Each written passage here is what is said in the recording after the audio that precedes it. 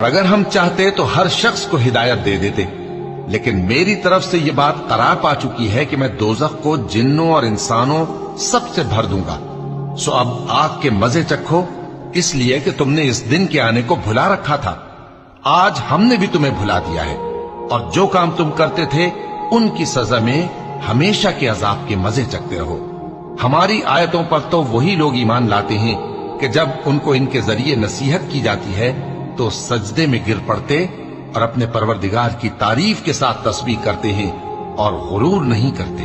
ان کے پہلو بچھونوں سے الگ رہتے ہیں، اس حال میں کہ وہ اپنے پروردگار کو خوف اور امید سے پکارتے اور جو کچھ ہم نے ان کو دیا ہے اس میں سے خرچ کرتے ہیں۔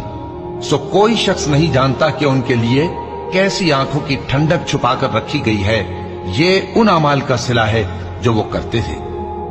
بھلا جو مومن ہو وہ اس شخص